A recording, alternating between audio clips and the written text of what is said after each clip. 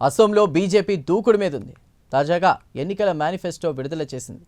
ఉమ్మడి పౌరస్మృతి అమలు ఇందులో ప్రధానమైంది. అలాగే మహిళలకు నెలకు 3,000 సాయం చేస్తామని హామీ కూడా ఇచ్చింది.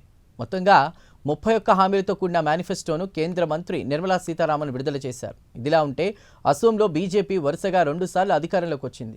ఈసారి కూడా గెలిస్తే హ్యాట్రిక్ కొట్టినట్లే ఈశాన్య రాష్ట్రమైన అసోంలో కమలం పార్టీ దూకుడు మీదుంది. ఇప్పటికే అభ్యర్థుల జాబితా విడుదల చేసింది. అంతేకాదు ఎన్నికల ప్రచారం కూడా కమలనాథులు మొదలెట్టారు. కాగా తాజాగా ఎన్నికల మేనిఫెస్టో విడుదల చేసింది. కాగా ఉమ్మడి పౌరస్మృతి అమలు ఇందులో ప్రధానమైనది. అలాగే మహిళలకు నెలకు 3,000 సాయం చేస్తామని హామీ ఇచ్చింది. మొత్తం 31 హామీలతో కూడిన ఎన్నికల మేనిఫెస్టోను కేంద్ర మంత్రి నిర్మలా సీతారామన్ అలాగే ముఖ్యమంత్రి హిమంతా బిశ్వ శర్మ విడుదల చేశారు.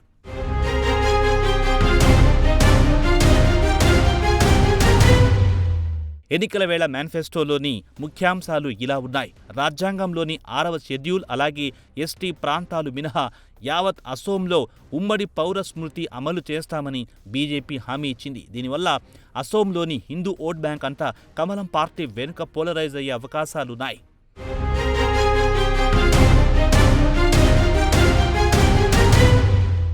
అలాగే అసోంకు వరదలు రాకుండా చర్యలు తీసుకుంటామని మేనిఫెస్టోలో హామీ ఇచ్చారు. అసోంకు తరచూ వరదలొస్తుంటాయి. ఈ వరదల కారణంగా అసోంలోని అనేక ప్రాంతాలు మునిగిపోతుంటాయి.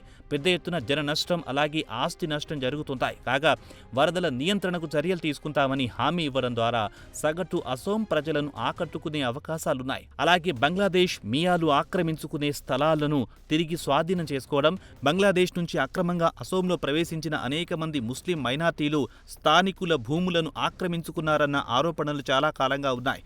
ఇదే అంశంపై తాజాగా బీజేపీ హామీ ఇవ్వడం విశేషం.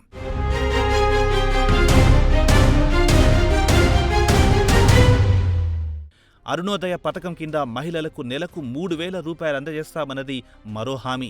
ప్రధానంగా మహిళలను ఆకట్టుకోవడమే ఈ హామీ ముఖ్యోద్దేశం. అలాగే నిరుద్యోగులను ఆకట్టుకోవడానికి మరో హామీ ఇచ్చింది.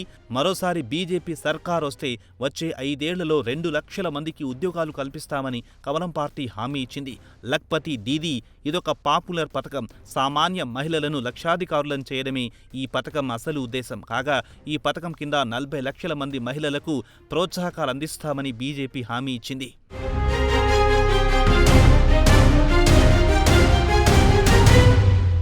ఇదిలా ఉంటే అసోంలో గతంలో చొరబాటుదారుల సమస్య చాలా ఎక్కువగా ఉండేది.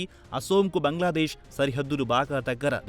దీంతో అక్రమంగా సరిహద్దులు దాటి అసోంలోకి బంగ్లాదేశీయులు చొరబడేవారు. అయితే గతంలోని కాంగ్రెస్ ప్రభుత్వాలు చొరబాటుదారుల పట్ల ఉదాసీనంగా వ్యవహరించేది. అయితే బీజేపీ ప్రభుత్వాలు వచ్చాక చొరబాటుదారుల పట్ల కఠినంగా వ్యవహరించడం మొదలయ్యింది. మరీ ప్రధానంగా చొరబాటుదారులపై హిమంతా బిశ్వ శర్మ సర్కార్ ఉక్కుపాదం మోపింది. దీంతో చొరబాటుదారులను కట్టడి చేయడంలో హిమంతా బిశ్వ శర్మ సర్కార్ విజయవంతమైందన్న అభిప్రాయం జనంలో కలిగింది. కాగా ఈ అంశం వచ్చే ఎన్నికల్లో బీజేపీకి అనుకూలంగా మారనుంది.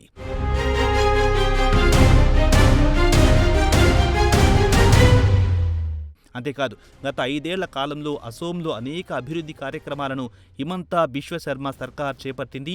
ప్రధానంగా శాంతి భద్రతల సమస్య తలెత్తకుండా కీలక నిర్ణయాలు తీసుకుంది. అలాగే రవాణా నెట్వర్క్ను బలోపేతం చేయడానికి హిమంతా బిశ్వ శర్మ అనేక చర్యలు చేపట్టింది. తాజాగా ఒక ఎన్నికల ప్రచారంలో హిమంతా బిశ్వ శర్మ డ్యాన్స్ చేసి అందరినీ ఆకట్టుకున్నారు.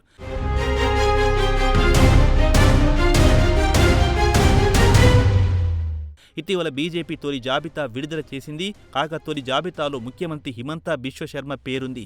ఆయనకు జాలూక్ బారీ నియోజకవర్గాన్ని పార్టీ హైకమాండ్ కేటాయించారు. కాగా జాలూక్ బారీ హిమంతా బిశ్వ శర్మకు సొంత నియోజకవర్గం కిందే లెక్క.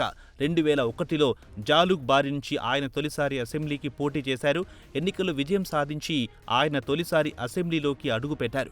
అప్పటి నుంచి హిమంతా బిశ్వ శర్మ రాజకీయంగా వెనుదిరిగి చూసుకోలేదు. 2006 నుంచి 2021 వరకు మొత్తం 4 సార్లు జాలూక్ బారీ సెగ్మెంట్ నుంచి ఆయన పోటీ చేసి విజయం సాధించారు.